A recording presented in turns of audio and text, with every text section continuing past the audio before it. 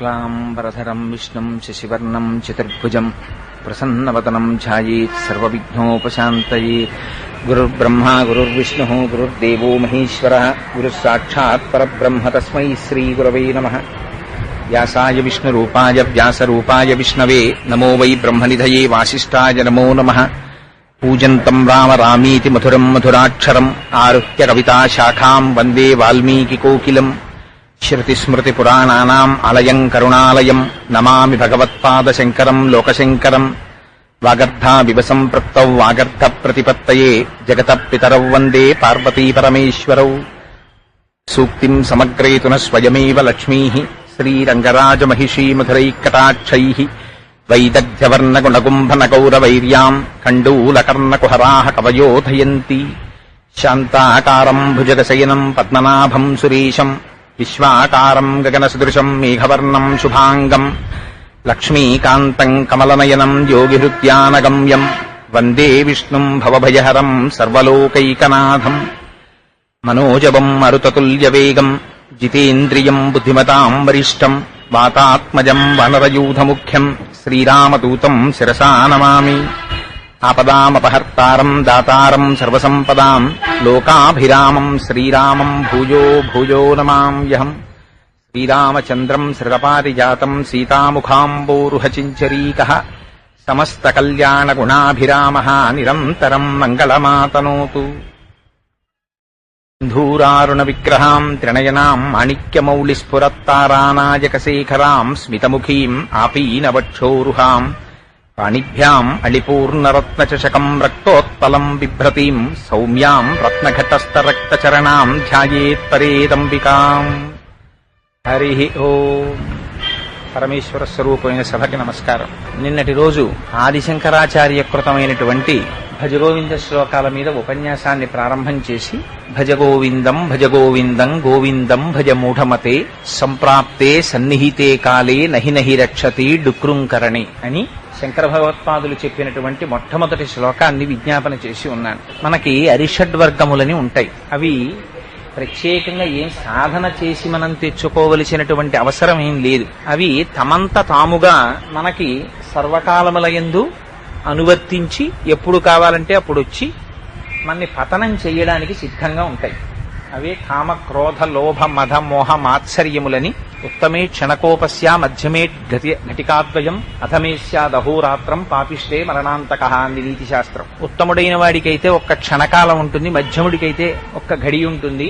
అథమే స్యాదహోరాత్రం, అధముడైన వాడికైతే ఒక రాత్రి ఒక పగలు, పాపిష్టి వాడికైతే చచ్చిపోయేంత వరకు ఆ కోపం ఉంటుంది. సరే, మనకొచ్చేటటువంటి కోపం సర్వకాలముల యందు మనకి శత్రువై ఉంటుంది. ఎంతటి వారినైనా సరే ఒక్కసారి కోపం అనేది వచ్చిందా, ఆ కోపమునకు వశుడై పశువై చెయ్యకూడనటువంటి పనిచేసి తాను భ్రష్టుడై తనతో పాటుగా మిగిలిన వాళ్ళని కూడా భ్రష్టత్వానికి తీసుకెడతాడు. అందుకే సుందరకాండలో వాల్మీకి మహర్షి కోపం గురించి కొన్ని అద్భుతమైన శ్లోకాలు చెప్పారు.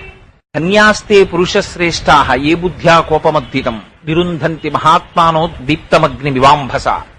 క్రుద్ధ పాపం న కుర్యాత్కః క్రుద్ధో హన్యాత్ గురూనపి క్రుద్ధ పరుషయా వాచ నరం సాధూ నధిక్షిపేత్.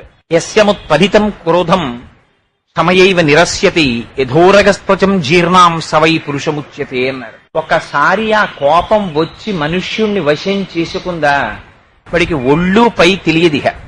ఆ కోపము చేత తన గురువుని సంహరించడానికి కూడా వెనకాడడు. ఎంతటి పాపాన్నైనా మూట కట్టుకుంటాడు. కానీ ఎవరు ధన్యాత్ముడనిపించుకుంటాడంటే తనకి వచ్చినటువంటి కోపాన్ని తాను పరిశీలన చేసి ఎక్కడి నుంచి వచ్చింది ఈ కోపం, ఎందుకు నా మనస్సు ఇంత వికారమునకు లోనైంది, నా మనస్సుని ఇంతగా మార్చగలిగినటువంటి ఈ కోపము యొక్క స్వరూపమేమి అని విచారణ చేసి పాము తన కుబుసమును తాను విడిచిపెట్టినట్టు ఎవరు కోపమును విడిచిపెట్టి తన స్వస్థితి యందు తాను నిలబడతాడో అదిగో అటువంటి వాడు ధన్యాత్ముడు. మనకొచ్చేటటువంటి కోపం సర్వకాలముల యందు భ్రష్టత్వాన్నే కల్పిస్తుంది. కానీ మహాత్ములకి వచ్చేటటువంటి కోపం అటువంటి కోపం కాదు. సౌందర్యలహరిలో శంకర భగవత్పాదులు అంటారు, కాముడంత గొప్పవాడెందుకయ్యాడంటే కోరిక సామాన్యుల్ని పాడు చేస్తుంది. కానీ మహాత్ములకు ఉండేటటువంటి కోరిక లౌకికమైనటువంటి కోరికల యందు ప్రవర్తించకూడదనేటటువంటి కోరిక. ఆ కోరిక ఉత్తమమైన కోరికయై మోక్ష పదమునందు నడిపిస్తుంది. అలా మనకొచ్చే కోపం లాంటి కోపం కాదు. శంకరులకు కలిగినటువంటి ఖేదం మహోత్కృష్టమైనటువంటి ఖేదం. ఆ బ్రాహ్మణుణ్ణి చూసి ఆయన లోపల కలిగినటువంటి పరివేదన ఎంత దూరం వెళ్ళిందంటే, గురుగీతలో ఆ గురువు యొక్క స్థితి గురించి ఒక మాట అంటారు. ఏకాకి నిస్పృహ శాంత చింతాసూయా వివర్జిత బాల్య భావేన యోభాతి బ్రహ్మజ్ఞానీ సముచ్యతే అంటారు. ఆయన ఏకాకి, ఆయన ఒక్కడే ఉంటాడు. అంతటా నిబిడీకృతమైపోయినటువంటి పరబ్రహ్మముతో తాదాత్మ్యమును చెంది రెండిటిని చూడక సర్వకాలములయందు బ్రహ్మమునందు రమించేటటువంటి స్వరూపం ఉన్నటువంటి గురువుకి కోపం వస్తుందా? రాదు. పైగా గురువు యొక్క స్థితి నిత్యశాంతుడు. ఆయన ఎప్పుడూ ప్రశాంతమైనటువంటి స్థితిలో ఉంటాడు. అందున శంకరులు ఎటువంటి వారు? ఒక కాపాలికుడు వచ్చి, శంకరా మీ శిరస్సు కావాలన్నాడు. అంటే నా శిష్యులందరూ ఉండగా నా శిరస్సును నువ్వు తీసుకెడితే నా శిష్యులు అంగీకరించరు. రేపటి రోజున నా శిష్యులందరూ ప్రాతకాలంలో కృష్ణానదిలో స్నానం చెయ్యడానికి వెళ్లిన సమయంలో నేను ఒక్కడే ఉండి అంతర్ముఖుడనై తపస్సు చేసుకుంటున్నటువంటి సమయంలో నువ్వు వచ్చి నీకు కావలసిన నా శిరస్సుని నా కుత్తుక కత్తిరించి తీసుకెళ్ళు. అంతగా దేహభ్రాంతి లేనటువంటి వ్యక్తి ఒక కాపాలికుడికి తనకి శిరస్సుని ఇవ్వడానికి అంగీకరించినటువంటి మహాపురుషుడు, వారికి కోపం వస్తుందా? వారి కోపము లోకమును ఉద్ధరించడం కోసమని అవతల వ్యక్తి పడుతున్నటువంటి జగత్తుతోటి తాదాత్మ స్థితిని గమనించినటువంటి వారై ఉద్ధరించడం కోసమని మహాపురుషుల యొక్క స్థితిని చూపిస్తారు. అది అందుకని ధారాళంగా నోటి వెంట 14 శ్లోకములు వచ్చాయి. రావడంలో కూడా గమ్మత్తు ఏంటంటే, మనం కోపగిస్తే అవతలవాడికి ఏ కారణం చేత అవతలవాడిలో ఉండేటటువంటి లోపమును మాత్రమే చూసి నిందిస్తాం కోపంలో తప్ప, అవతలవాడిలో ఉన్నటువంటి లోపమును సరిదిద్దుకోవడానికి కావలసిన సలహా మన కోపంలో ఎప్పుడూ చెప్పబడదు. ఎందుకంటే మనం ఆ సమయంలో కోపము చేత ఆవేశాన్ని పొంది ఉంటాం. కానీ శంకరుల కోపము లౌకికమైన కోపము కాదు. అందుచేతనే ప్రతి శ్లోకంలోనూ సమస్త జీవకోటిని బ్రాహ్మణునిలో అడ్డుపెట్టి జరుగుతున్న పొరపాటు ఎక్కడుంది, ఆ పొరపాటుని దిద్దుకోవడం ఎలా కూడా చూపించేస్తారు శంకరాచార్యులు వారు. అందుకే అటువంటి గురువు దొరకడం కూడా అదృష్టం. ఆ బ్రాహ్మణుడు చేసుకున్న అదృష్టం ఏమిటో కానీ ఇన్ని సంవత్సరములు వృధా అయిపోతే శంకరాచార్యుల వంటి మహాపురుషుల యొక్క వాక్కుకి పాత్రుడయ్యాడు. ఎందుకంటే తెలిసి తెలియని గురువులు ఎంతమంది గురువులు దొరికి ప్రయోజనం ఏమిటి? నేను గురువుల్ని నిందించాననో వారి స్థాయిని తక్కువ చేసి మాట్లాడని అనుకోకండి. రామకృష్ణ పరమహంస ఒక మాట చెప్తుండేవారు. పరమహంస పంచవటి అని ఒక కుటీరంలో ఉండేవారు. ఉంటూ రామకృష్ణ పరమహంస కుటీరం పక్క నుంచి వెళ్ళిపోతుంటే ఒక పెద్ద కప్ప ఒకటి పెద్ద చప్పుడు చేస్తూ అరుస్తోంది. విని పరమహంస అనుకున్నారు, చీకటి చీకటి పడుతోంది, ఇలాగే ఉంది అసుర సంధ్య వేళ, బహుశः ఏదో పాము వచ్చి ఒక కప్పని పట్టుకుంది, అందుచేత మృత్యువుని పొందే ముందు ఆ కప్ప ఇలా రోదిస్తోంది అనుకుని వెళ్ళిపోయారు. ఒక 2 గంటల సమయం కుటీరంలో గడిపిన తరువాత పరమహంస మళ్ళీ అదే మార్గంలో తిరిగి వస్తున్నారు. ఇంకా ఆ కప్ప అదే స్థాయిలో ధ్వని చేస్తూనే ఉంది. చేస్తుంటే ఇంతసేపు కప్ప పాము నోట్లో పడ్డాక బ్రతకడానికి అవకాశం లేదు, పైగా ఇలా అరుస్తోంది ఏమిటి కప్ప అని అటుగా వెడుతున్న పరమహంస ఒకసారి ఆ లోపలికి తుంగి చూశారు. చూస్తే అక్కడే ఉన్నటువంటి పొదలలో దాని దురదృష్టమేమో కాని పెద్ద కప్పని ఒక నీటిపాము పట్టుకుంది. ఆ నీటిపాము ఆ కప్పని చంపలేదు, మింగలేదు, పోని అలాగని విడిచిపెట్టలేదు. ఆ కప్ప పాము నోటిలోకి పోలేదు, అలాగని బయటికి రాలేదు. తెలిసి తెలియని గురువు చేతిలో పడిన శిష్యుడి పని ఇలాగే ఉంటుందనుకున్నారు పరమహంస. ఎందుకనంటే అది త్రాచుపాము అనుకోండి, 3 కాట్లు వేసిందా, 1 కాటు వేసిందా విరిగిపోతుంది, లోపల ఉన్నటువంటి మొత్తం జీవం పోయి మరణిస్తుంది. గురువు సరైన గురువు దొరికి ఒక్కసారి నోరు విప్పి మాట్లాడా అప్పటి వరకు శరీరమునకు పట్టినటువంటి అహంకారం విరిగిపోతుంది, తనెవరో తెలుస్తుంది. తెలిసి తెలియని గురువయ్యాడా ప్రమాద స్థితిలోకి తీసుకెడతాడు, నీటిపాము పట్టుకున్న కప్పలాగే ఉంటుంది. అలా అటువంటి స్థితి కలిగిన వారు కారు శంకరులు. శంకరులు నోరి విప్పి మాట్లాడితే అజ్ఞానాన్ని తుడిచిపెట్టగలిగినటువంటి మహాపురుషుడు శంకర సాక్షాత్తుగా పరమశివుడు శంకరులయ్యొచ్చారు. జ్ఞానగంగాధరుడు చంద్రోద్భాసిత శేఖరే స్మరహరే గంగాధరే శంకరే సర్పైర్భూషిత కంఠకర్ణ వివరే నేత్రోద్ధ వైశ్వానరే దంతిత్వకృత సుందరాంబరధరే త్రైలోక్యసారే హరే మోక్షార్థం కురుచిత్త వృత్తి మమలాం అంతైస్తు కింకర్మభి అంటారు. అటువంటి శంకరావతారం కనుక అటువంటి ప్రజ్ఞతో మాట్లాడగలిగారు.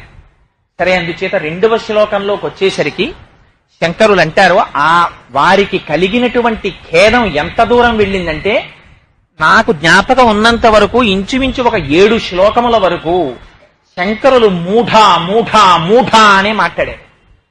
దగ్గరగా 8వ శ్లోకం దగ్గరికి వచ్చిన తరువాత వారికి ఆ ఖేదం కొంత ఉపశమనాన్ని పొందింది.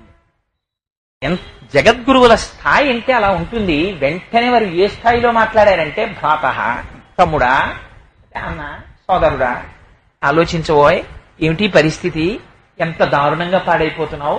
కాతే కాంత కస్తే పుత్ర సంసారోయమతీవ విచిత్ర కస్యత్వం తత్పయాయాత తత్వం చింతియ తదియ భ్రాత అంటారు ఆ శ్లోకంలో. అందుకని ఇవాళ 2వ శ్లోకం దగ్గరికి వచ్చేటప్పటికి శంకరులు అంటారు, ఎక్కడుందండి ప్రపంచ సాహిత్యంలో ఎక్కడైనా మూఢా అని పిలిచి మాట్లాడితే దాన్ని సంగీతంలో పెట్టుకుని, సాహిత్యంలో పెట్టుకుని, ప్రవచనాల్లో పెట్టుకుని, ఉపన్యాసాల్లో పెట్టుకుని, పెద్దల చేత 10 మాటలు వల్లెవేయబడి దాన్ని ప్రవచనాలుగా చెప్పుకుని పుస్తకాలుగా రాసుకుని ప్రపంచ సాహిత్యంలో ఎక్కడైనా ఉందా? యూ ఫూల్ అని చెప్పినది ఎక్కడా లేదు. అది శంకరాచార్యుల వారికే చెల్లి. ఆయన అంటారు 2వ శ్లోకంలో, మూఢజహీహి ధనాగమ తృష్ణాం కురు సద్బుద్ధిం మనసి వితృష్ణాం ఎల్లభసే నిజ కర్మోపాత్తం విత్తంతేన వినోదయ చిత్తం. ఎంత గొప్ప శ్లోకం, చిన్న శ్లోకం. అందులో సమస్య చెప్తారు, సమాధానం చెప్తారు. మూఢ అని మళ్లీ పిలిచి ఆ బ్రాహ్మణుణ్ణి అంటారు, జహీహి ధనాగమ తృష్ణాం. ఆ స్థితిలో కూడా వారి నోటి వెంట వచ్చినటువంటి మాటలలో మీరు ఒక మాటని తీసి ఈ మాట బదులు ఈ మాట వేస్తే ఇంకా అందంగా ఉంటుంది కదండి అని మీరు చెప్పలేరు. అలాంటి మాటలు పడిపోతాయి. మూఢ జహీహి ధనాగమ తృష్ణాం కురు సద్బుద్ధిం మనసి వితృష్ణాం. అందం చూడండి, చిట్ట చివర మొదటి పాదంలో మూఢ జహీహి ధనాగమ తృష్ణాం కురు సద్బుద్ధిం మనసి వితృష్ణాం. 2 తృష్ణలే. చిత్రం ఏమిటంటే, మనకి పురుషార్థములను ఉంటాయి. ధర్మ, అర్థ, కామ, మోక్షములు, చతుర్విధ పురుషార్థములు. మనం ఎక్కడ పూజ చేసినా, ఎక్కడికి వెళ్ళినా ఏం చెప్పుకుంటామంటే, ధర్మార్థ కామ మోక్ష చతుర్విధ ఫల పురుషార్థ సిద్ధ్యర్థం మనోవాంఛా ఫల సిద్ధ్యర్థం సమస్త దురితోపశాంత్యార్థం. సరే, నాకు పరమేశ్వరుడు ఏది కటాక్షిస్తే దాంతో ఏదో ఉమామహేశ్వర పూజాంకరిష్యే, లేకపోతే లక్ష్మీనారాయణ పూజాంకరిష్యే, ఏ పూజ చేస్తే ఆ పూజ చేస్తున్నానని నీళ్లు ముట్టుకుంటాం. అటువంటిది అలా మనం ఎక్కడికి వెళ్ళినా అడిగేటటువంటి చతుర్విధ పురుషార్థములైనటువంటి ధర్మ, అర్థ, కామ, మోక్షముల 4 మొదటి స్థానం మాత్రం ధర్మంది. మిగిలిన 3 2 ధర్మంతో అనుబంధం కలిగి ఉండాలి. ఈ గమ్మత్తు. మోక్షాన్ని మీరు సాధించేదేం ఉండదు. ఎందుచేత అంటే, మీకు ఒక కర్ర ఇచ్చి 4 సమానమైన ముక్కల కింద నరకండి అన్నారనుకోండి, మీరేం చేస్తారు? ఎన్ని మాటలు నరుకుతారు? దాన్ని 4 మాటలు నరకరు, 3 మాటలే నరుకుతారు. ఒక 10 అడుగుల కర్ర ఇస్తే ఏదో 2.5 అడుగులు చొప్పున 2.5 అడుగుల దగ్గర కత్తితో ఒకసారి కొడితే ఒక ముక్క విరిగిపోతుంది, ఇంకొకసారి కొడితే ఇంకొక ముక్క విరిగిపోతుంది, ఇంకొకసారి కొడితే ఇంకొక 2 ముక్కలు వచ్చేస్తాయి. 3వసారి మాత్రమే నరుకుతారు, 4 ముక్కలు వచ్చేస్తాయి. 4 ముక్కల కోసం 4 మార్లు నరకరు. ధర్మమును పట్టుకుంటే అర్థకామములు దానితో కలిసి తీరాలి. అర్థము ధర్మముతో ముడిపడాలి, కామము ధర్మముతో ముడిపడాలి. ధర్మముతో ముడిపడిన అర్థము, ధర్మముతో ముడిపడిన కామము మోక్షమునే ఇచ్చేస్తాయి తప్ప మళ్ళీ మోక్షం కోసమని ఏమైనా ఉంటుందా అండి అంటే ఇంకేం ఉండదు. ఈ ధర్మముతోడి సంబంధము కలిగిన అర్థ సాధన, ధర్మముతోడి ముడిపడిన కామ సాధన మోక్షములకే దారి తీసేస్తుంది. అందుకని మొట్టమొదట ఏది? ధర్మమే. ధర్మబద్ధమైన నడువడి. కానీ చిత్రం ఏమిటంటే మనం ఏం చేస్తామంటే జీవితంలో మనం అంటే మీ వంటి ప్రాజ్ఞుల గురించి నేను చెప్పట్లేదు, ఎప్పుడూ చెప్తుంటాను, నా వంటి వాడి గురించి చెప్పుకుంటున్నది. మొట్టమొదటి దాన్ని తప్ప మిగిలినవన్నీ పట్టుకుంటాం. అందులో కూడా కామం అనేటటువంటిది కూడా ఏదో ఒక స్థాయికి వెళ్ళిన తరువాత తుచ్చకామం గురించి మాట్లాడవలసి వస్తే, కానీ అర్థం అనేటటువంటిది మాత్రం చాలా తొందరగా మనని పట్టుకుంటుంది. దీనికోసమే జీవితం అంతా పాడు చేసుకుంటారు. దీనికోసము శంకరాచార్యుల వారు భజగోవింద శ్లోకాలలో చెప్పినటువంటి మాటలు ఏదో పురాణ సంబంధంగా చెప్పేటటువంటి మాటలు కావవి. వారు చాలా గొప్ప గొప్ప మాటలు వేసేశారు. నువ్వు ధర్మమును విడిచిపెట్టి అర్థమును ఒకదాన్నే పట్టుకుని ఎందుకు తిరుగుతున్నావో తెలుసా? ఎందుకు తిరుగుతున్నావంటే నీకు తృష్ణ కలిగినది, ఆశ కాదు. మీరు చాలా జాగ్రత్తగా జ్ఞాపకం పెట్టుకోవాలి. ఆశ కలగడము వేరు, తృష్ణ కలగడము వేరు. డబ్బు ముట్టుకోవద్దని కానీ డబ్బు సంపాదించవద్దని కానీ శంకరాచార్యుల వారు ఎక్కడా చెప్పలేదు. ఎందుకని అంటే గృహస్థాశ్రమంలో ఉన్నటువంటి వాడు అర్థమును సంపాదించి తన భార్యా బిడ్డలని పోషించుకోవలసినటువంటి బాధ్యత వాడి మీద ఉన్నది. అందుకని వాడు అర్థ సముపార్జన చేసి తీరాలి. పైగా వేదమూలమిదం బ్రాహ్మం, భార్యామూలమిదం గృహం, కృషిమూలమిదం ధాన్యం, ధనమూలమిదం జగత్. నీతిశాస్త్రం చెప్పేసింది. వేదము లేనినాడు అసలు బ్రాహ్మణ్యమే లేదు, భార్య లేనినాడు గృహమే లేదు. ఎందుకని? భార్య ఉంటేనే మిగిలిన వాళ్ళు ఎంతమంది ఉండనివ్వండి, అది గృహం కాదు. ఇంటికి వెళ్ళేటప్పటికీ భర్త మనసిరిగి తను తింటూ కూడా రెండో మాట పప్పాయనికి ఎంత కావాలో వేసెయ్యగలిగినటువంటి శక్తి భార్యకు ఒక్కదానికే ఉంటుంది. అదేమిటే వేసామంటే ఏం ఇవాళ తినరా అంటుంది. ఆయన ఒక ముద్ద ఎక్కువ తింటే పసిగడుతుంది, ఒక ముద్ద తక్కువ తింటే పసిగడుతుంది. ఆయన ఒక్క కప్పు కాఫీ సరిగ్గా తాగకపోతే పసిగడుతుంది, ఒక అరగంట నిద్ర ఆలస్యంగా లేస్తే పసిగడుతుంది. ఆయన ప్రవర్తనలో తేడా వస్తే పసిగడుతుంది, ఆయనలో మార్పుని పసిగడుతుంది. తల్లి తర్వాత తల్లిలా పొదివి పట్టి కాపాడుకుంటుంది. అటువంటి భార్య లేనినాడు ఇంకా ఇల్లెక్కడుంది అసలు? అందుకని భార్యామూలం ఇదం గృహం, కృషిమూలమిదం ధాన్యం. కృషి లేనప్పుడు, తను కష్టపడనప్పుడు, సేద్యము చెయ్యనప్పుడు ధాన్యం ఎక్కడి నుంచి వస్తుంది? వడ్డీ వ్యాపారంలో అయితే ఒకడికి ఇచ్చేస్తే వడ్డీ వచ్చేస్తుంది. కానీ కృషి చెయ్యకుండా ధాన్యం మాత్రం రాదు. కృషి చేస్తేనే ధాన్యం వస్తుంది. కృషిమూలమిదం ధాన్యం, ధనమూలమిదం జగత్. ధనము వల్ల మాత్రమే జగత్ ఉంటుంది. ఆ ధనము లేదా వాడు ఎందుకు పనికిరాడు. శాస్త్రము ఎక్కడైనా సరే అన్యాయంగా ఏం మాట్లాడదండి ఎప్పుడూను. సన్యాసి అయినటువంటి వాడికి డబ్బు మీద వ్యామోహం ఉండకూడదని చెప్పింది తప్ప, మీ అందరూ డబ్బులు వదిలేసేయండి, మీరందరూ డబ్బులు ముట్టుకోకండి, అలా శంకరాచార్యులు వారు ఎప్పుడూ మాట్లాడలేదు. నీతి శాస్త్రం కూడా ఎప్పుడూ అలా మాట్లాడలేదు. నీతి శాస్త్రం కూడా ఎంత ఖచ్చితంగా మాట్లాడిందంటే, నీకు ఒక వయస్సు వచ్చిన తరువాత నువ్వు డబ్బు సంపాదించకపోతే మాతా నిందతి నాభినందతి పిత, భ్రాతాన సంభాషతే, భృత్య కుప్యతి నానుగచ్చతి సుత, భార్యాపి నాలింగతే, అర్ధ ప్రార్థన శంకయా నకురుతే సల్లాపమాత్రం సుహృత్, తస్మాత్ నైతికమర్థమార్జన శృణు సఖే విత్తేన సర్వే వశాః అని చెప్పింది. అమ్మ ఎన్నడూ కొడుకుని నిందించదు. అమ్మ అంటేనే పోత పోసినటువంటి ప్రేమ స్వరూపం. అటువంటి అమ్మ తండ్రి గారికి కొడుకు అందొచ్చి 4 రూపాయలు సంపాదించకపోతే నిందిస్తుంది. మాతా నిందతి నాభినందతి పిత. తండ్రి సంతోషంగా పిలిచి ప్రియమార కౌగిలించుకుని కొడుకు భుజం మీద చెయ్యేసి, శభాష్ నాన్న 4 రూపాయలు సంపాదిస్తున్నావురా అన్నట్ట. నాభినందతి పిత భ్రాతా న సంభాషతే. తోడ పుట్టినవాడు చిన్నప్పటి నుంచి ఇద్దరూ కలిసి ఆడుకుంటారు. అట్లాంటి అన్నదమ్ములు మాట్లాడతారు. వీడికి ఏం సంపాదన ఉంది కనుక అని చులకన చేసేస్తారట. అందుకని భ్రాతా న సంభాషతే, భృత్య కుప్యతి. సేవకుణ్ణి రే ఇలా నీళ్ళు ఇలా పట్రా అంటే, ఆ చెప్పారులేండి పెద్ద, ఓ రూపాయి ఇవ్వడం చేత కాదు కానీ జీతం అమ్మాయి గారు ఇస్తారు, మీరు ఏమి ఇస్తున్నారని 10 మాటలు పని చెప్తారు అంటాడు.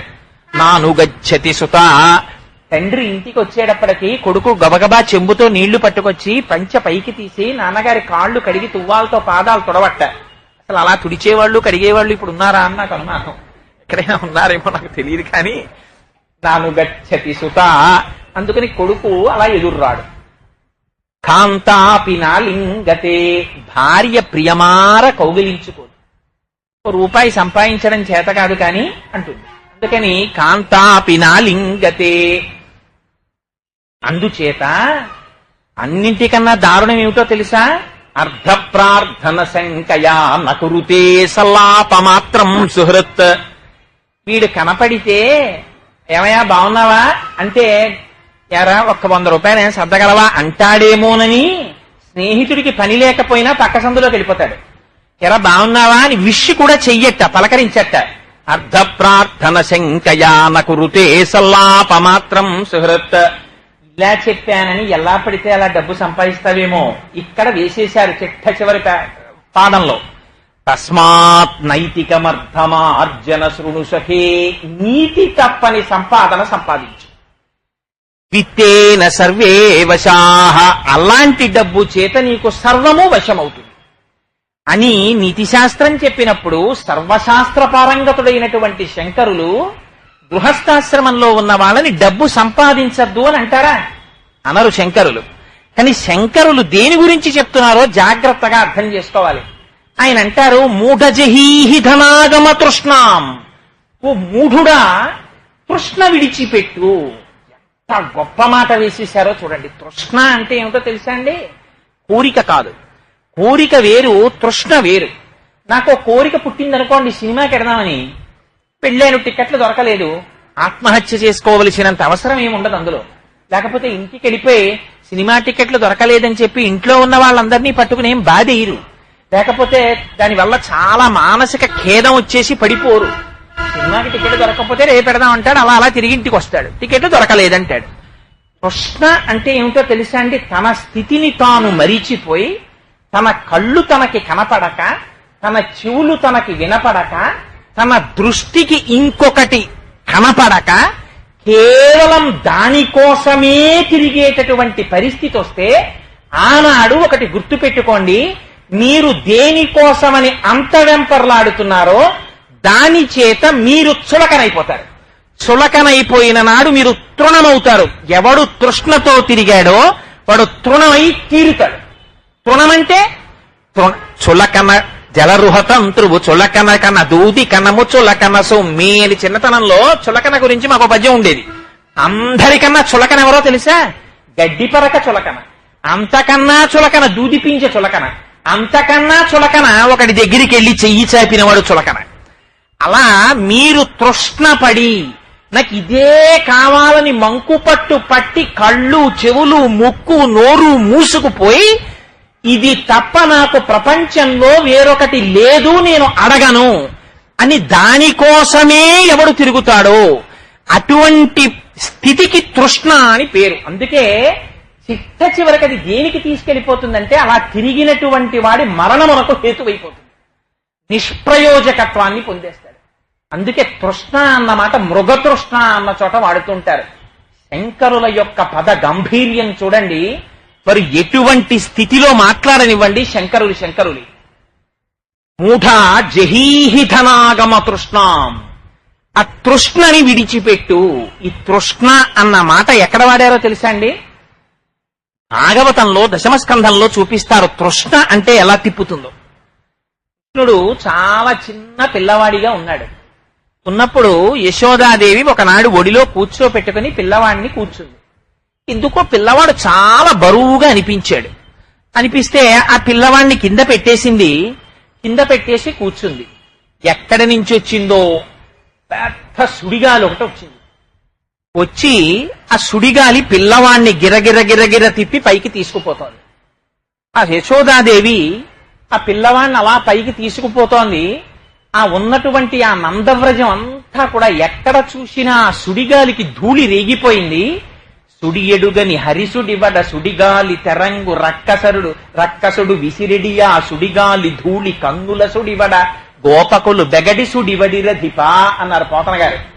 ఆ సుడిగాలి చేత వచ్చినటువంటి ధూళి కన్నుల్లో పడి ఎవ్వరికీ కళ్ళు కనపడడం మానేసి అంతగా విశేషమైనటువంటి ధూళి లేచి ఆ లేచినటువంటి ధూళి కృష్ణ పరమాత్మని కూడా చుట్టి పైకి తీసుకుపోతోంది.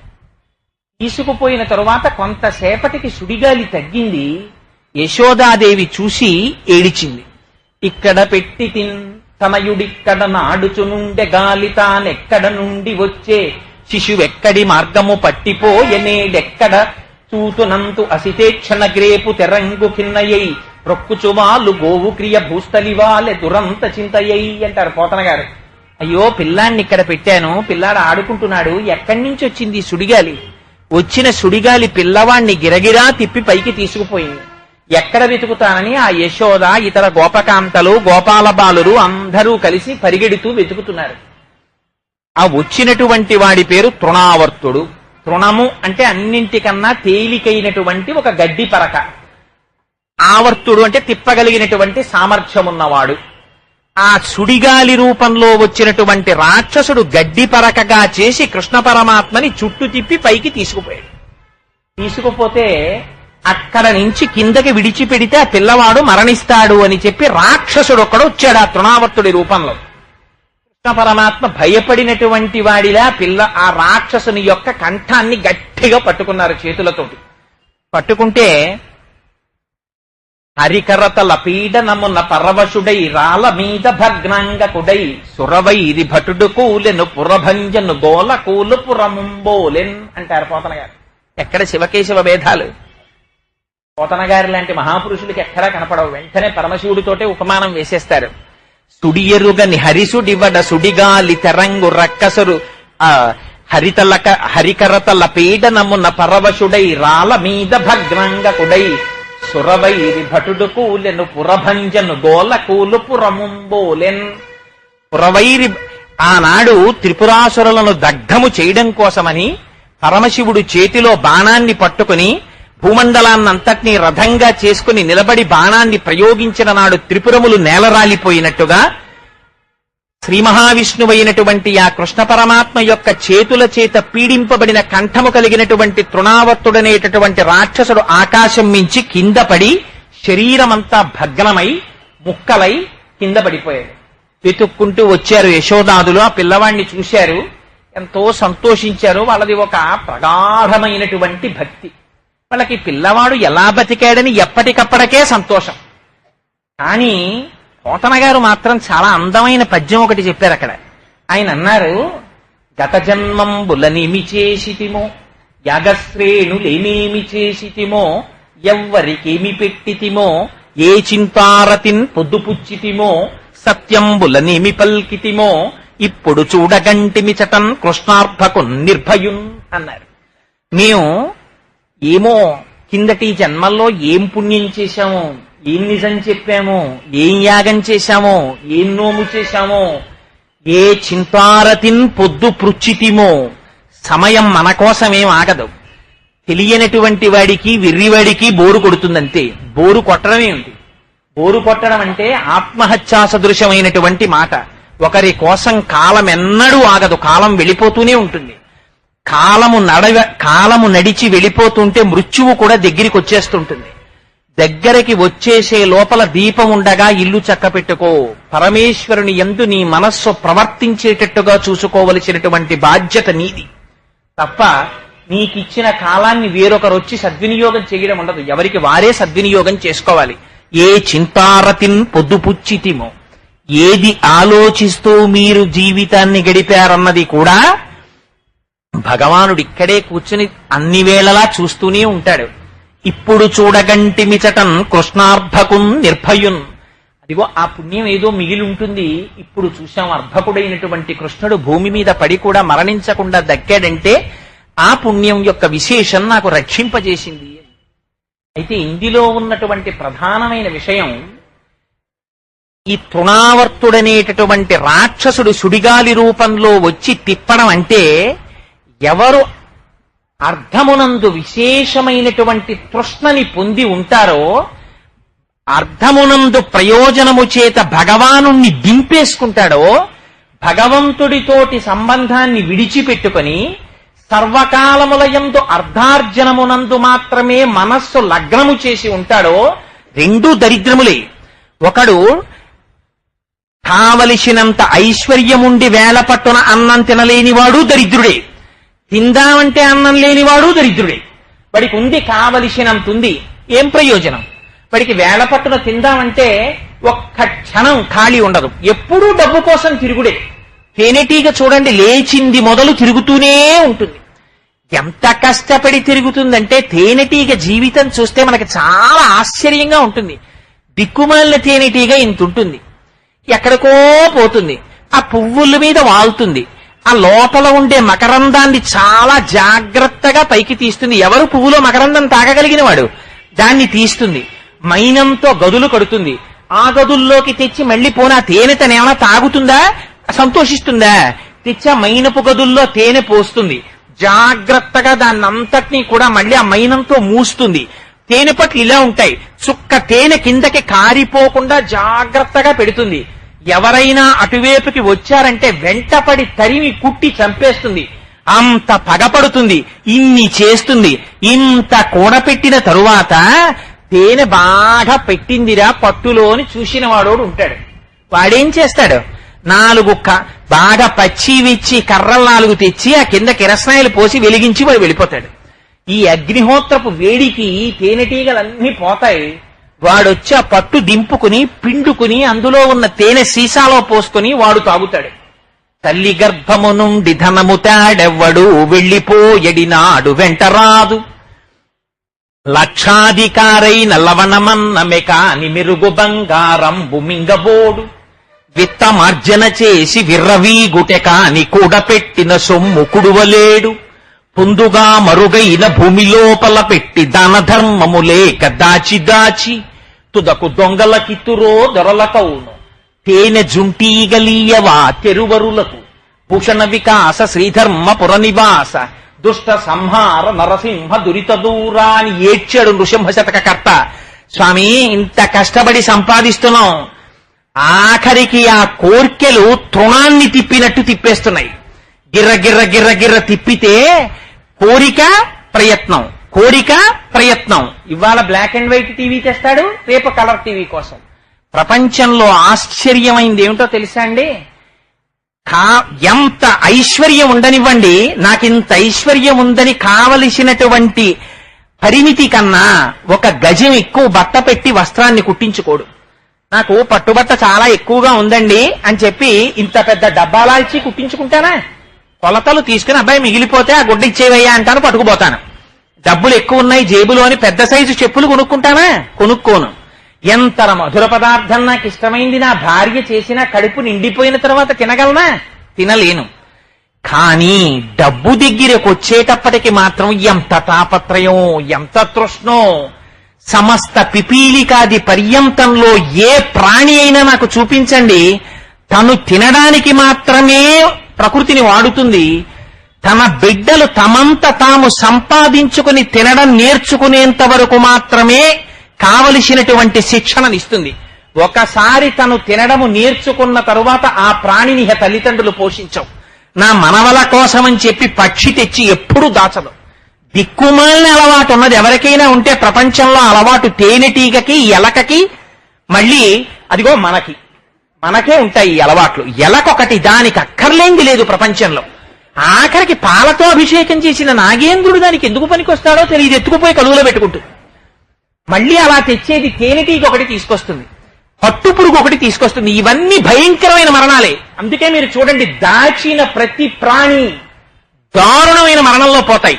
రామకృష్ణ పరమహంస పట్టుపురుగు జీవితం గురించి చెప్తుంటారు. తన నోటి నుంచి వచ్చినటువంటి పట్టుని దారంగా మారుస్తూ ఉంటుంది, మార్చి తన ఒంటి చుట్టూ కట్టుకుంటుంది. కట్టుకుని ఆ పట్టుకాయలో పడుకుంటుంది. దాని ఒంట్లోంచి పట్టు దారం వచ్చేంత వరకు మల్బరీ ఆకులు పెట్టి పెట్టి పెట్టి పెట్టి పోషిస్తాడు. ఒకడు చూస్తుంటాడు. యవత్విత్తో ప్రర్జన సక్త స్తవన్నిజ పరివారో రక్త. వాడు మల్బరీ ఆకులు, ఉప్పాలు, జీడిపప్పులు, ఇడ్లీలు, 3 పచ్చళ్ళు పెడతాడు. ఒకనాడు అది మల్బరీ ఆకులు తినడం మానేస్తుంది, ప్రశాంతంగా పడుకుంటుంది. సంపాదించగలిగిన నాళ్లు సంపాదించింది, ఇవ్వగలిగినంత పట్టుదారం ఇచ్చేసింది. తన ఒంటికి చుట్టుకుని పడుకుంటుంది. 3 అంతస్తుల మేడ కట్టుకుని ఏసీ రూమ్ లో పడుకున్న వాళ్లే. వీడెప్పుడు పోతే with drawal power cheque book చేతిలోకి వస్తాయా చూసేవాడు వేరొకడు ఉంటాడు. ఇంటి దొంగలవు తనయులనొల్లా కల్లరి బొమ్మయవు కాయంబులొల్లా అద్దె కొంపల బోలు ఆ లోకమొల్లా ఇందుకీ భోగంబులెందుకీ మురుపు ముందు చావుండంగా మురియంగనగునే అంటారు మానస పూజలో. వెంట వచ్చేస్తాయా ఇవన్నీ? కింవానేన ధనేన వాజికరిభి ప్రాప్తేన రాజ్యేన కింవా మిత్ర పశుభిర్దేహేన గేహేన కిం జ్ఞాతైతక్షణభంగురం సపతిరోత్యాద్యం మనోదూరత స్వాత్మార్థం గురువాక్యతో భజ భజ శ్రీ పార్వతీ వల్లభం అంటారు శంకర భగవత్పాదుడు. వెనక వచ్చేటటువంటిది ఏదీ రాదు.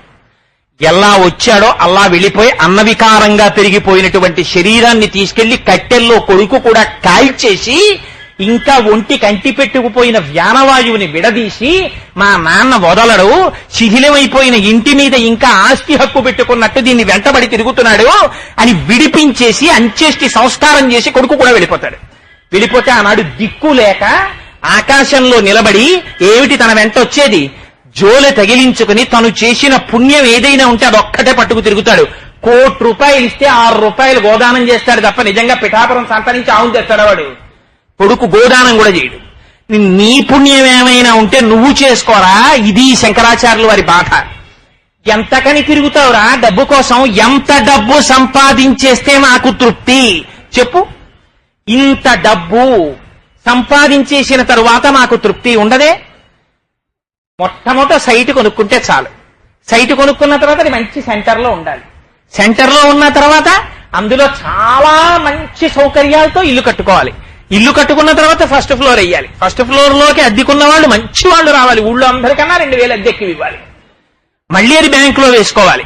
దానికి ఎన్నో లెక్కలు చూసుకోవాలి. బ్యాంకు వడ్డీ ఎంత వస్తుంది, మనం ఇచ్చే అద్దె ఎంత వస్తుంది, ఇన్ని చూసుకోవాలి. దీనికి అంతెక్కడ? ఎంత ఇంత అన్నము తింటే వీడికి తృప్తి ఉంది శాస్త్రంలో. ఇంత బట్ట ఉంటే వీడికి చొక్కా కుట్టుకోవడానికి సరిపోతుంది ఉంది ప్రమాణం. ఇదిగో వీడికి ఇంత చదువుకుంటే చాలు, ఈ ఉద్యోగం ఇస్తాం సరిపోతుంది. ఏదో చెప్తారు, a graduate in any discipline is fit to hold this post, advertisement ఇస్తారు, సరిపోతుంది. కానీ ఇదిగో ఇంత ఉంటే వీడికి తృప్తి చూపించండి, అక్కడ మాత్రం తృప్తి లేదు. తిరుగుతూనే ఉంటాడు. ఆ తృష్ణకి నువ్వు కాని వశుడవయ్యావా? అర్థ సముపార్జనమే నీ జీవితమునందు ప్రవృత్తిగా పెట్టుకున్నావా? దానివల్ల ఏమైపోతుందో తెలుసా? శంకరులు జగద్గురువులు కనుక తన బిడ్డల్ని చూసుకున్నట్టుగా సమస్త జగత్తుని చూసి అయ్యో వీళ్ళు పాడైపోతున్నారా, పురుషార్థమైనటువంటి అర్థాన్ని పట్టుకుని సమాజ శ్రేయస్సుకి తన హితమునకు కావలసినంత సంపాదించవలసిన వాడు ఉన్న సమయాన్నంతటినీ తీసుకెళ్లి అర్థార్జన కోసం అని చెప్పి వశుడై తిరుగుతున్నాడు. చిట్ట చివరికి గడ్డిపోచ ఎంత చులకనో అంత చులకనైపోతున్నాడు. గిర్ర తిప్పేస్తోంది సుడిగాలి వీణ్ణి. ఎక్కడ పడిపోతాడో? సమయమా అయిపోతోంది. ప్రత్యాయంతిగతాః పునర్న దివసాః కాలో జగద్దక్షక లక్ష్మీస్తో యతరంగ భంగ చపలా విద్యుచ్చలం జీవితం తస్మాన్ మాం శరణాగతిం కరుణయాత్తం రక్షాధునా.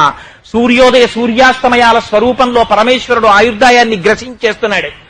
కప్ప ఈగని చూస్తోంది, కప్పని పాము చూస్తోంది. కప్ప ఈగని తింటుందో కప్పని పాము తింటుందో పరమేశ్వరుడికి తెలుసు. ఇన్ని సంపాదిస్తున్నానంటాడు. సంపాదించినవన్నీ తాను అనుభవిస్తాడో అనుభవించకుండా వెళ్లిపోతాడో పరమేశ్వరుడికి తెలుసు. కానీ తను సంపాదించుకోవలసినటువంటి అసలైన పుణ్యాన్ని తాను సంపాదించుకోవట్లేదు. సమస్త పిపీలికాది పర్యంతంలో భగవన్నామము చెప్పగలిగినటువంటి వాక్కు ఇయ్యబడినది కేవలము మనుష్యుడికొక్కడికే. ఒక గేది ఉందనుకోండి, ఆ గేది పూర్వజన్మలో ఎంత గొప్ప సంస్కారం ఉండనివ్వండి, ఒకసారి సమయము వృధా అయిపోయి మనుష్యుని యొక్క ఉపాధి పడిపోయిన తరువాత గేది ఉపాధితో వచ్చిందనుకోండి, లోపల ఎంత ఏడవనివ్వండి. ఒక్కసారి గోవిందా అందాం అనుకుందనుకోండి, అంబా అనగలదు కానీ గోవిందా అని మాత్రం అనలేదు. గోవిందా అనగలిగినటువంటి అదృష్టమున్న ప్రాణి ప్రపంచంలో ఉన్నది అంటే అది కేవలము మనుష్యుడొక్కడే. ఇతర ఉపాధులు ఏవీ కూడా భగవంతుని యొక్క నామము చెప్పగలిగిన అదృష్టాన్ని పొందలేవు. ఏడ్చారండి కవులు, ఏడ్చారు. అయ్యో స్వామి అయిపోతోంది సమయం, బతికియున్నన్నాళ్ళు నీ భజన తప్పను కాని మరణకాలమునందు మరతునేమో ఆవేళ యమదూతలగ్రహంబున వచ్చి ప్రాణముల్ పెకలించి పట్టునప్పుడు కప వాత పైత్యముల్ కప్పగా శ్రమచేత కంపముద్భవమంది కష్టపడుచు నారాయణాయంచు నా జింహతో నిన్ను పిలుతునో శ్రమచేత పిలువలేను నాటికిపుడే నీ నామస్మరణ చేతు చెవినిడవయ్య భూషణ వికాస శ్రీధర్మ పురనివాస దుష్ట సంహార నరసింహ దురిత దూర అంత్యకాలమునందు ఆయాసమున నిన్ను పిలుతునో శ్రమచేత పిలువలేను అని ఒకటికి 10 మాటలు గోవింద గోవింద గోవింద సర్వేశ పన్నగాధిప సాయి పద్మనాభ మధువైరి మధువైరి మధువైరి లోకేశ నీలమేఘశ్యామ నివెతండ్రి విమాకు కమలవాసిని మమ్ము కన్న తల్లి నీ భక్తవరులంత నిజమైన బంధువుల్ నీ కృపయే మాకు అఖిల ధనము నీ మంత్ర జపమే నిష్కళంకపు విద్య అని నీ పాద తులసిదళము రోగముల కౌషధము బ్రహ్మరుద్ర వినుత భూషణ వికాస శ్రీధర్మ పురనివాస దుష్ట సంహార నరసింహ దురిత దూర. నాకెందుకు స్వామి, నాకు ఇవన్నీ అక్కర్లేదు. మాతాచ పార్వతీదేవి పితాదేవో మహేశ్వర బాంధవ శివభక్తాశ్చ స్వదేశో భువనత్రయం. సర్వేశ్వరాన్ని నామము చెప్పగలిగినటువంటి అదృష్టాన్ని పొందినటువంటి ఉపాధి ఈ ఉపాధి. అటువంటిది నీ నామము చెప్పని నాడు ఎందుకయ్యా ఈ జన్మ? దిక్కుమాలిన డబ్బు ఎంత సంపాదించి దాచినా తుట్టతుదకు వచ్చేదొక్కటుందా?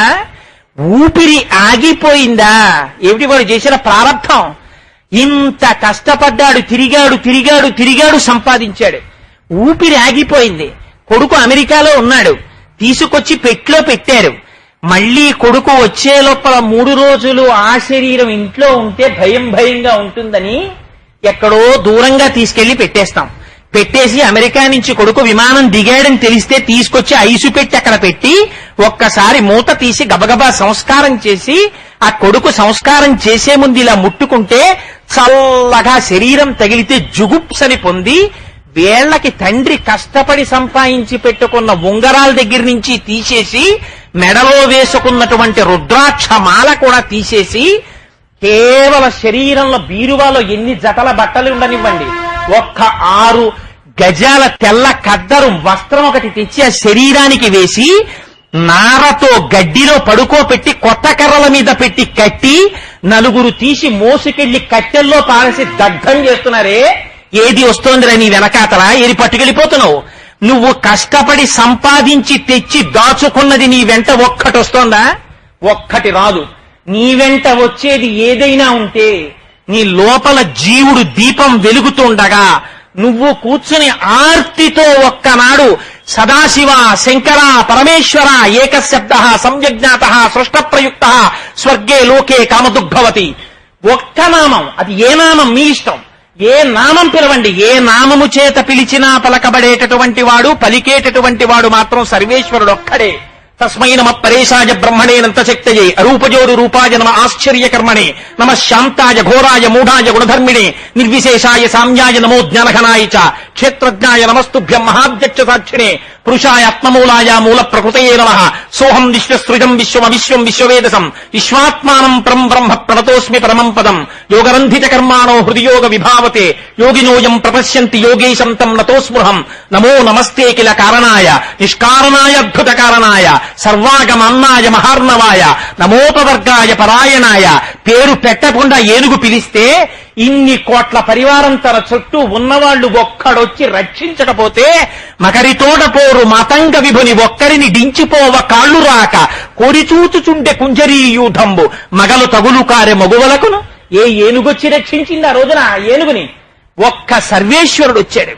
ఇన్నాళ్లు పిలవకపోయినా చిట్ట చివరలా ఒక్కింతయు లేదు.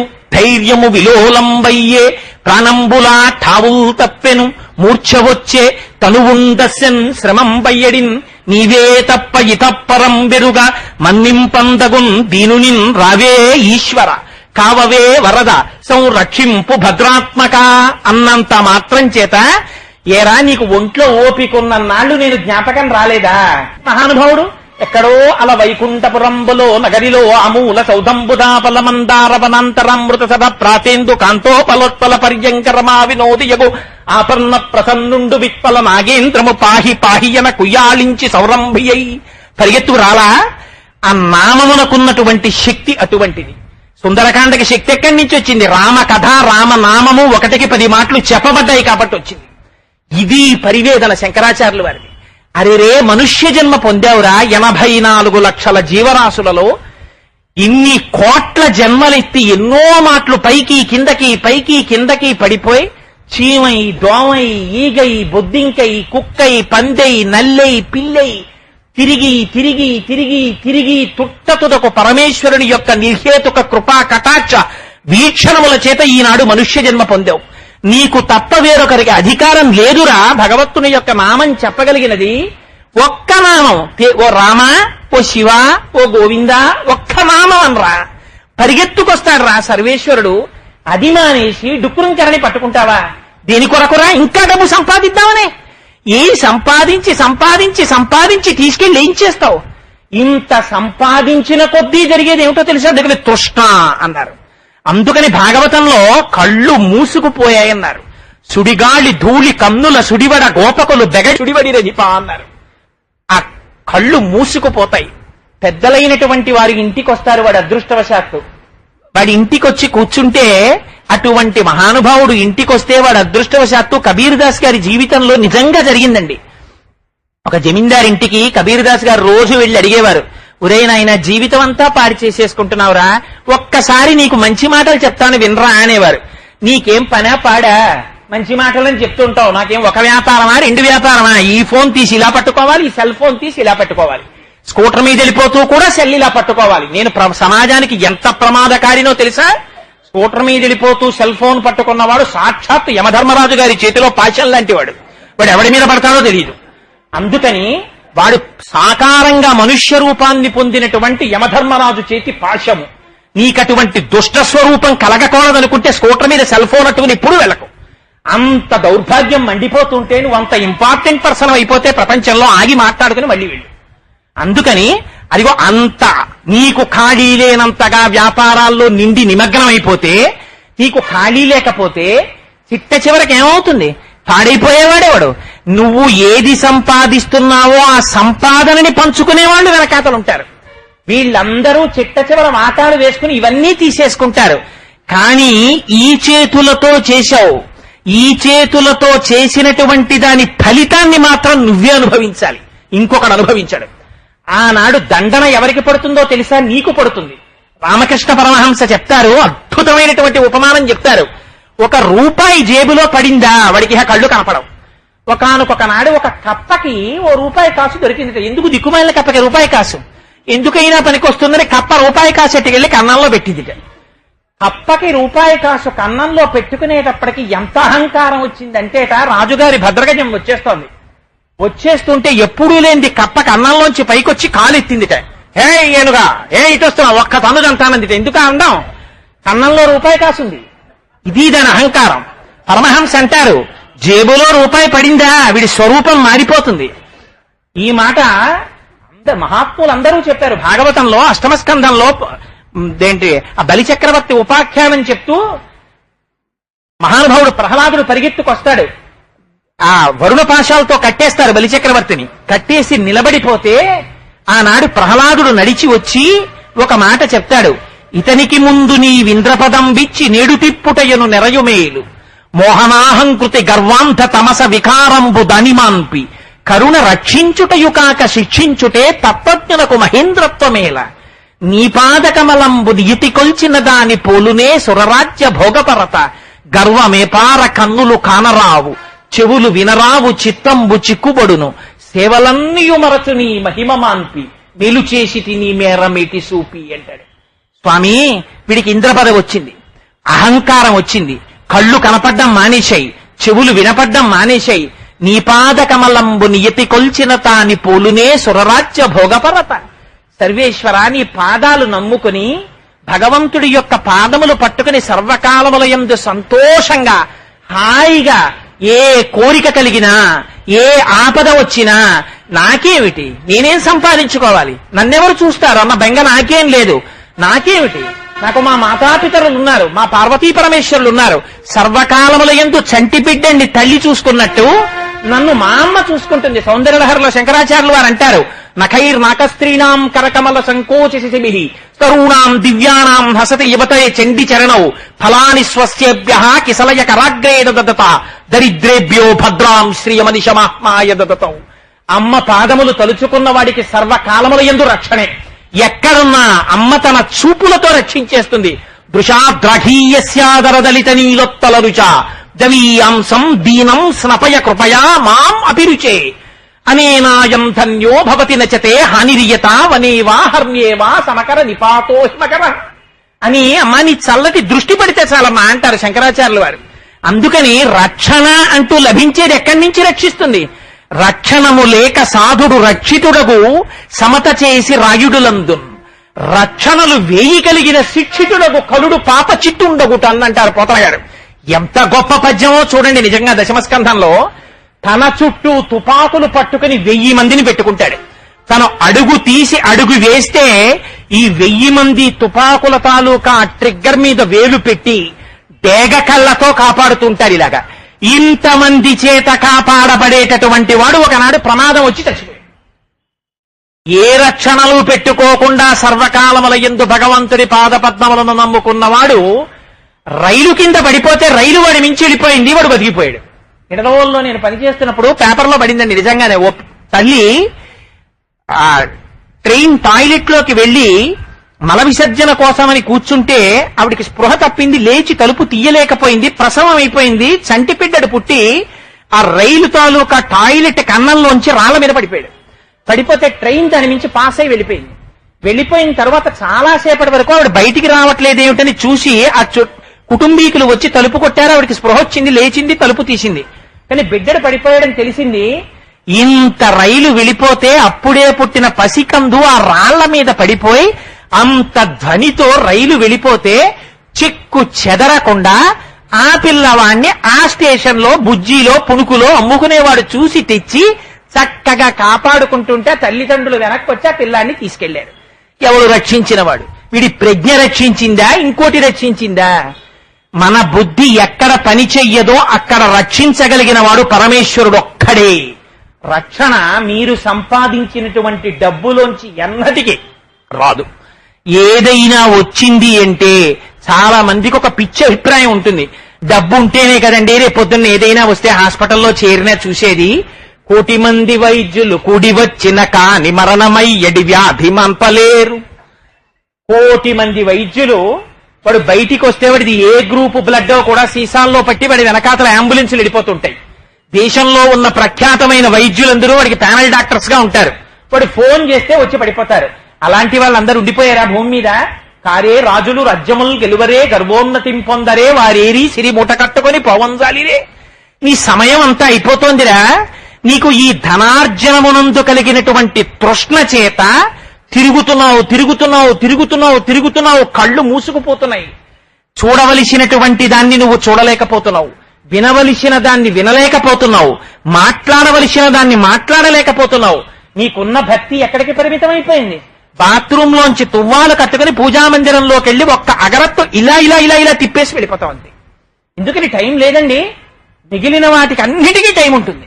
ఒక్క భగవానుడి దగ్గరికి వచ్చేటప్పటికి మాత్రం అస్సలు టైం ఉండదు. టిఫిన్ విషయంలో రాజీ ఉండదు, స్నానానికి రాజీ ఉండదు, లేకపోతే అన్నం తినడానికి రాజీ ఉండదు. దేనికైనా టైం ప్రకారం జరుగుతాయి. ఒక్క భగవంతుడి దగ్గర కూర్చోడానికి మాత్రం టైం లేదని చెప్పి వెళ్ళిపోవడానికి మనకి తేరగా దొరికేవాడు ఆయన ఒక్కడే. ఆయన కూడా టైం లేదండి ఇక్కడి నుంచి వెళ్ళిపోయాడు అనుకోండి, ఒక్కసారి వీడి బతుకేమిటో బయటపడిపోతుంది. కానీ ఆయనకి ఆ కృతజ్ఞత లేదు పాపం.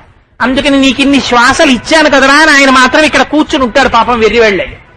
అందుచేత శంకరులు ఇదిగో ఈ అర్థార్జన యందు తృష్ణతో తిరిగేటటువంటి దౌర్భాగ్య స్థితిని పొందిన జగత్తుని చూసి అసహ్యించుకుని చెప్పిన మాట. నువ్వు పాడైపోతున్నావురా, డబ్బు కోసం తిరుగుతున్నాడని శంకరాచార్యుల వారికి కోపం కాదు. అదే ప్రమేయంగా పెట్టుకుని ఇతర ప్రయోజనం మరిచిపోయి నువ్వు ఎందుకు వచ్చావో మరిచిపోయి ఎంత కష్టపడితే మనుష్య శరీరం వచ్చిందో మరిచిపోయి ఆ తృష్ణతో తిరుగుతున్నావురా. వితృష్ణాం, అందుకని ఆ తృష్ణని తీసేయి, ప్రయత్నపూర్వకంగా ఆ తృష్ణని పక్కన పెట్టి దానిలో దేన్ని నింపుకుంటావు? మూఢజహీహి ఘనాగమ తృష్ణాం కురు సద్బుద్ధిం మనసి వితృష్ణాం. సద్బుద్ధిని నింపుకో, అందులో భగవంతునికి సంబంధించినటువంటి ఆలోచనలను నింపడం నేర్చుకో. ఎందుకని? ప్రశాంతత అనేది ఎక్కడి నుంచి వస్తుందో తెలుసా అండి? అసలు నిజంగా ప్రశాంతత ఎప్పుడు వస్తుందంటే, సంటి పిల్లలు చూడండి, వాళ్ళు చాలా హాయిగా ఉంటారు.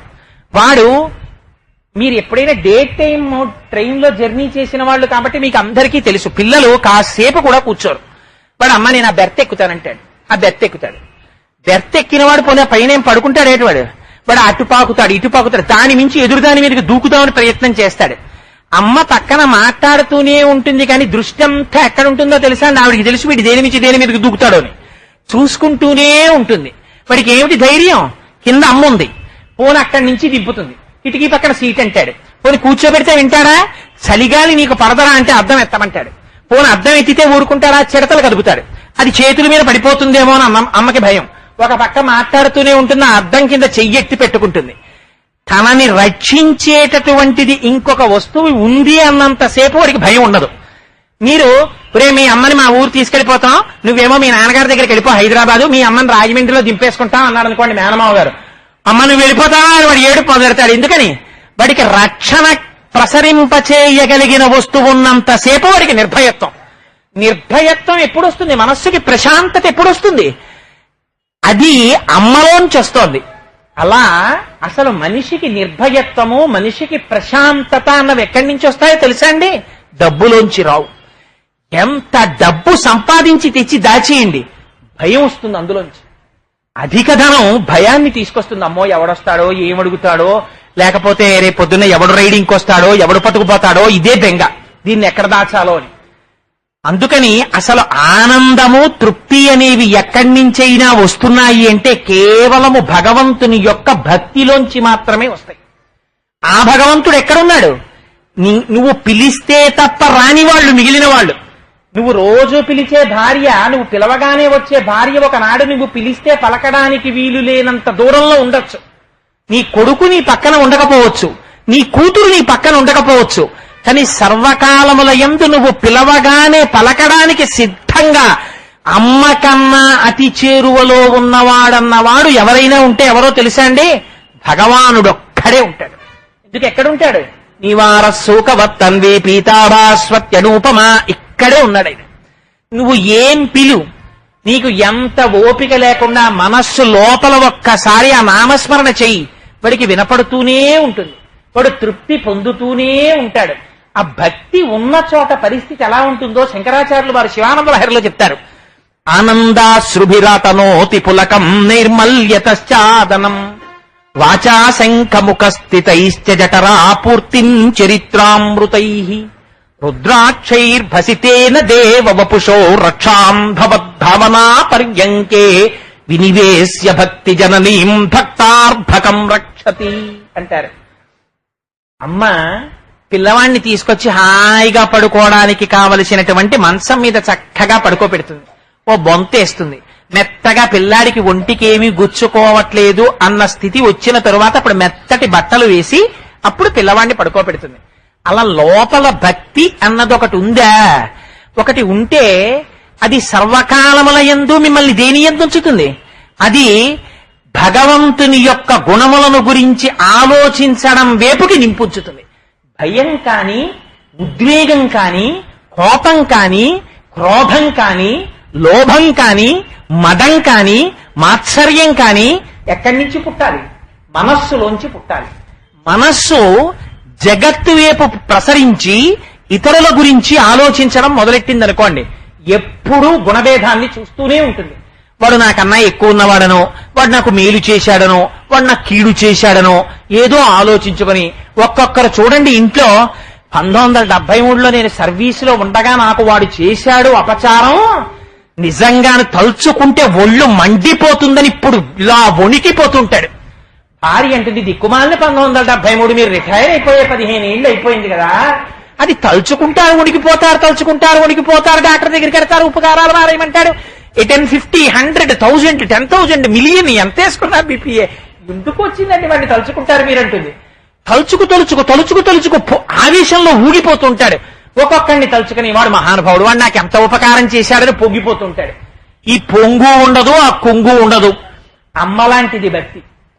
పరమేశ్వరుడి గురించి ఆలోచించారా? పరమేశ్వరుడు ఎప్పుడు ఉపకారం చేస్తాడు? ఆయన ఎప్పుడూ అపకారం చేయడు, ఆయన ఎప్పుడూ ఉపకారమే.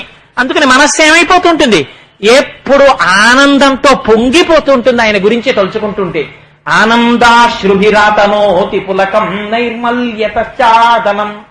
అమ్మ పిల్లవాణ్ణి పడుకోపెట్టి ఒంటి మీద ఈగలు దోమలు వాలకుండా చక్కటి వస్త్రం ఒకటి కప్పినట్టుగా నిర్మలంగా ఉండగలిగినటువంటి స్థితిని భక్తి ఇస్తుంది. లేదా ఆ నిర్మలత్వం కాని మనిషిలో లోపించిపోతే ఆ బాధ ఏమిటో ఎప్పుడు తెలుస్తుందో తెలుసా అండి? ఇప్పుడు తెలియదు, వృద్ధాప్యం వచ్చిన తరువాత తెలుస్తుంది. చింత గొప్పదా చితి గొప్పదా అని అడిగితే చింత కన్నా చితి చాలా తక్కువ. చితి కేవలం శవాన్ని మాత్రమే కాలుస్తుంది. చింత బతికున్న నాళ్లు కాల్చేస్తూనే ఉంటుంది. అందుకని అది ఒక్కసారే కాల్చేస్తుంది. పైగా అది కాల్చినప్పుడు బాధ ఉంటుంది అని ఎవడు అనుకోడు. ఎందుకంటే అందులో ఏమైనా ఉంటే కదా సత్, ఏమీ లేదు, అందుకని బాధ ఏముండదు, కర్రపల్ల కాలిపోయినట్టు కాలిపోతుంది. కానీ లోపల ఉద్వేగాలకి అవకాశమైనటువంటి మనస్సు ఉండగా కాల్చేయగలిగినటువంటి స్థితి చింతది. ఆ చింత ఎక్కడి నుంచి పుడుతుంది? మనస్సులోంచి పుడుతుంది. ఆ మనస్సులోంచి చింత ఎప్పుడు వస్తుంది? ఆ మనస్సు పట్టుకెళ్లి జగత్తు ఎందు మీరు పెట్టినప్పుడు. ఈ మనస్సుని తృష్ణలోంచి వితృష్ణ మార్చండి. ఆ మనస్సు మార్చుకోవడంలో ఉందంతే. ఇదే సీతమ్మ తల్లి చెప్పింది, నివర్తయ మనోమర్త స్వజనే క్రియతాం మనః. నీ మనస్సు నీవారి ఎందు పెట్టుకో, నువ్వు ధర్మం చేసేస్తున్నావు. నీ మనస్సు నా ఎందు పెట్టావా, అధర్మం వైపు వెళ్ళిపోతున్నావు. నీ మనస్సు భగవానుడి ఎందు పెట్టుకో, నైర్మల్యం వచ్చేస్తుంది. ఎంత సంతోషమో, ఎంత ఆనందమో, ఎంత హాయిగా ఉంటాడో. ఇదే శంకరాచార్యులు వారు చెప్తారు. ఇది 8వ శ్లోకం అనుకుంటారు కానీ దీని వెనకాతలు రాదు.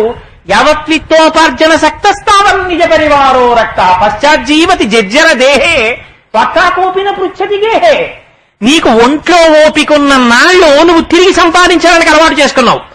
అందుకని నువ్వు ఎన్నడూ భగవంతుని యొక్క పాదముల మీద పడని పువ్వువి. గడ్డి పువ్వు లేదా మన ఇంటికి గోడల మీద అందం కోసం పెంచుతాం చెట్లు. ఆ చెట్టు నుంచి ఓ పువ్వు కింద పడిపోతుంది, దాని నుంచి స్కూటర్ వెళ్ళిపోతుంది, దాని నుంచి నడిచి వెళ్ళిపోతాడు. అయ్యో పువ్వు నుంచి నడిచి వెళ్ళిపోతున్నావు అని తీసేవాడు కళ్ళకద్దుకోడు. అదే భగవంతుడి పాదముల మీద పడిన పువ్వు 2వ రోజుకి వాడిపోతుంది. ఆ పువ్వు తీసి కింద పడితే పొరపాటున మీ కాలు తగిలింది, మీరు తొక్కలేదు, మీరు ఏం చేస్తారు? వెంటనే ఆ పువ్వును తీసి కళ్ళకద్దుకుంటారు. అలా భగవంతుడి పాదముల మీద పడిన పువ్వుగా బతుకుతావో, రోడ్డు మీద పడిపోయిన పువ్వుగా బతుకుతావో నీ చేతిలో ఉంది. పిల్లలు చూడలేదు, పిల్లలు యావగిస్తున్నారు, పిల్లలు యావగించుకుంటున్నారన్న మాట తప్పు. పిల్లలు యావగించుకునేటట్టుగా నీ జీవితాన్ని మార్చుకున్న దౌర్భాగ్యము నీది. ఎందుకని? నీ ఇంట్లో ఒక వాషింగ్ మిషన్ ఎంతో, నీ ఇంట్లో ఒక ఏసీ మిషన్ ఎంతో, నీ ఇంట్లో ఒక టీవీ ఎంతో, నువ్వు అంతగానే బతికావు జీవితంలో. అంతకన్నా ఎక్కువగా నువ్వు ఎప్పుడు బతకలేదు.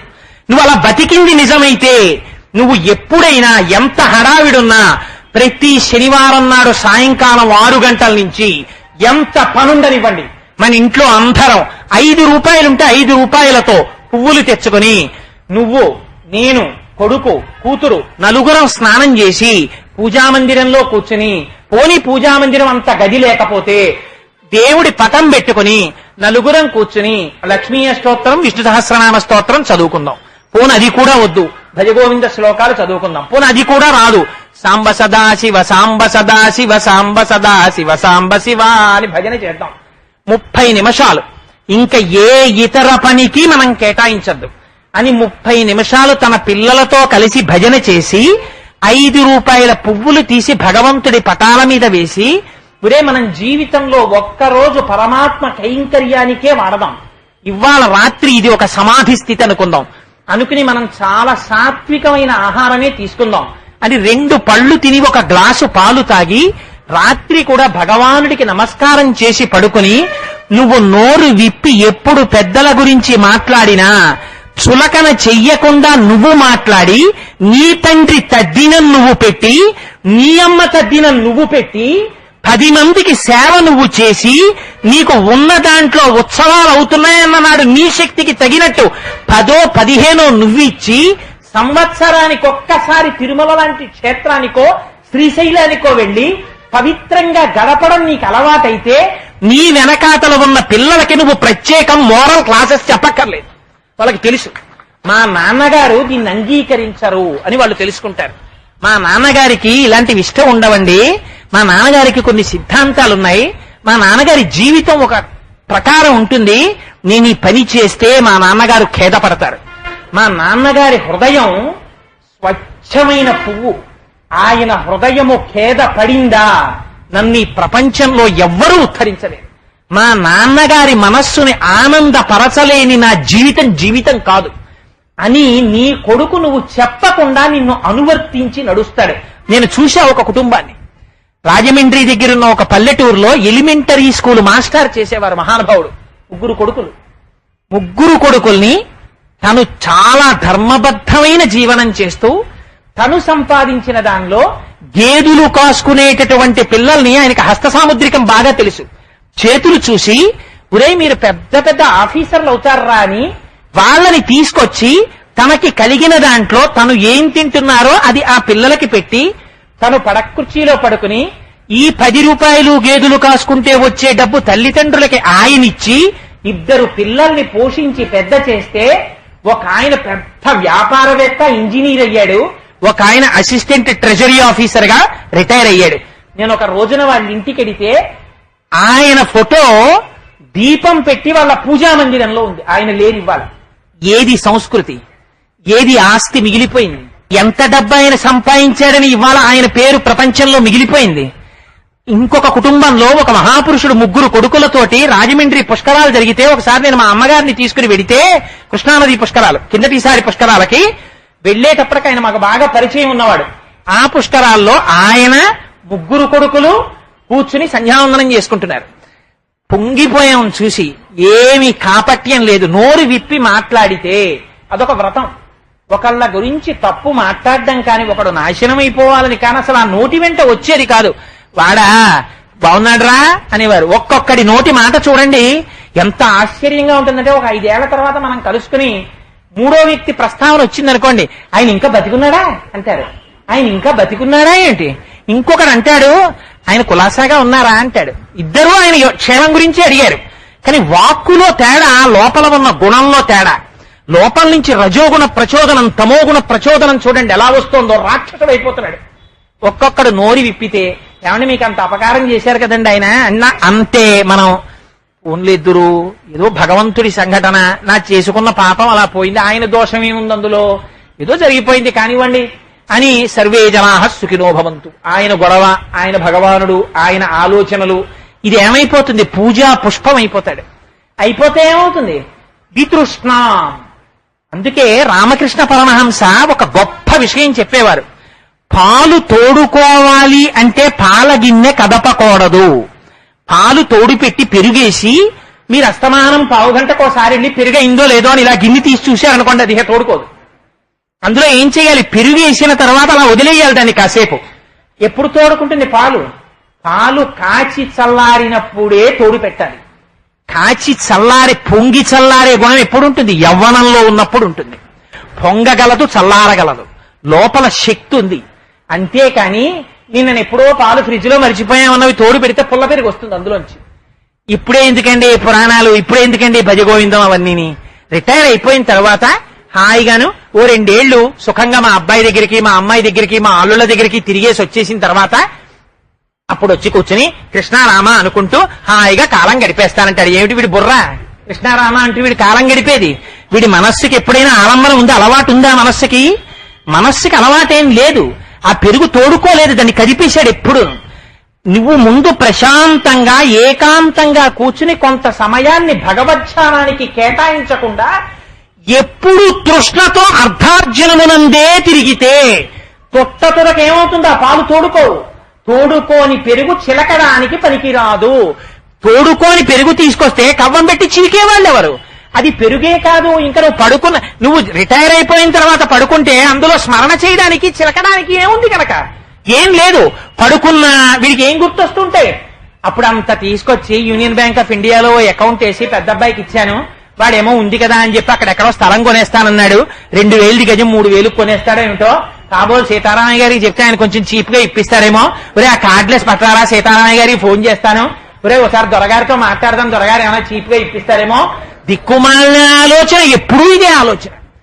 అప్పుడు వెళ్ళినా కూడా ఒక ఆయన ఎంత దారుణంగా రాశాడో తెలుసా అండి? ఒక తండ్రి కొడుకుతో కలిసి పుణ్యక్షేత్రానికి వెళ్ళాట.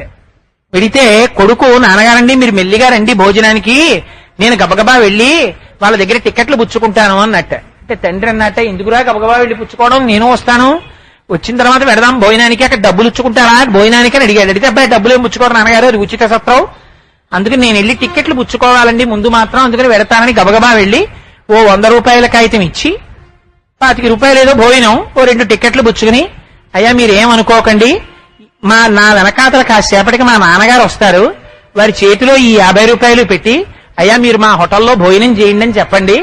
అంటే అదేమిటండి, ఎందుకు టికెట్ కొన్నారు కదా పెడతారు భోజనం, మళ్ళీ నేను ఎందుకు ఈ 50 ఆయన చేతిలో పెట్టడం అంటే, మా నాన్న జీవితం అలా అలవాటు అయిపోయిందండి. చేతిలో ఏదైనా పెడితే తప్ప తన అన్నం కూడా తను తిండవాడు. అందుకని ఇప్పుడు నేను తీసుకొచ్చాను కదా ఏదో పుష్కరాలని, అందుకని బాబు నేను ఇచ్చానని చెప్పకుండా ఈ 50 ఆయన చేతిలో పెట్టి, అయ్యా భోజనం చేయండి అనండి, ఆ 50 నాకు ఇచ్చి సంతోషంగా తింటాడు బాబు. ఎక్కడి నుంచి వస్తుంది మనస్సుకి? తినమంటే తింటాడా, మునగమంటే ములుగుతాడా? ఇంద్రియాని బలిష్టాని నియుక్తాని మానద అపక్వస్య ప్రకుర్వంతి వికారాం స్థాననీకశః భ్రమన్ సర్వతీర్థేషు స్నాత్వా స్నాత్వా పునః పునః నిర్మలం న మనోయావత్ తావత్ సర్వం నిరర్ధకం అంటాడు వ్యాసుడు దేవి భాగవతంలో. ఎన్ని తిరిగితే ఏమిటి, ఇక్కడ శుద్ధి కలగదు. శుద్ధి కలగనప్పుడు నువ్వు వెళ్ళి ఆ చిట్ట చివరి వయసు అయిపోయిన తర్వాత నిన్ను తీసుకెళ్లి పాడైపోయిన వాషింగ్ మిషన్ ని పారేసినట్టు, పాడైపోయిన టీవీని పారేసినట్టు తీసుకెళ్లి నీ వాళ్ళు కూడా, ఎందుకంటే అంతకన్నా గొప్ప స్టేటస్ నువ్వు మెయింటైన్ చేయలేదు. ఒక తండ్రిగా ఎప్పుడూ కొడుకుని కూర్చోపెట్టుకుని ఓ పూజ చేయించలేదు. ఒక తండ్రిగా నీ బిడ్డలతో కలిసి ఒకనాడు తిరుమల క్షేత్రానికి వెళ్ళలేదు. ఒక తండ్రిగా నీ బిడ్డలతో కలిసి భోజనం చేస్తూ భాగవతం గురించి, ఒక పోతన గారి గురించి, ఒక కాళిదాసు గురించి, ఒక త్యాగరాజు గారి గురించి అందమైన మాటలు 4 నువ్వు చెప్పలేదు. నీ కొడుకు ముందర నీ తల్లిదండ్రుల్ని కించపరిచి మాట్లాడావు. నీ అత్తమామలకి 10 రూపాయలు ఇచ్చి బట్టలు పెట్టడానికి కించపరిచి మాట్లాడావు. వీడికి గుండెపోటు వచ్చి ఇప్పుడు పిలుస్తున్నాడు, మా నాన్న వెళ్ళి 1,00,000 రూపాయలు ఇవ్వాలా ఉంది, 80 ఏళ్ళు వచ్చి ఆపరేషన్ చేసుకోకుండా చచ్చిపోతే నష్టం వచ్చిందా, ఎక్కడి నుంచి తెస్తాను 1,00,000 రూపాయలని విసుక్కున్నావు. విన్నాడు నీ కొడుకు ఇవన్నీ. ఇవాళ నీకు కూడా నీ కొడుకు చెయ్యమంటే ఎక్కడి నుంచి చేస్తాడు? నువ్వు భగవంతుడి పాదముల మీద పడ్డ పువ్వువి కావు, నువ్వు రోడ్డు మీద పడిపోయిన పువ్వువి. నువ్వు తొక్కడానికి పనికొస్తావు తప్ప కళ్ళకద్దుకోవడానికి పనికిరావు. యావత్విత్వోపర్జన శక్తస్తావర్ నిజ పరివారో రక్త. ఎంత కాలం నువ్వు సంపాదించావో, పని చేసినంత కాలం వాషింగ్ మిషన్ వాడబడినట్టు, పనికొచ్చినంత కాలం టీవీ వాడబడినట్టు, నువ్వు సముపార్జనించినంత కాలం నీ వెంట వాళ్ళు ఉంటారు. నువ్వు అది అలవాటు చేసావు వాళ్ళకి. ఇవాళ ఇంకా నీ శరీరం సంపాదించడానికి పనికిరాదు.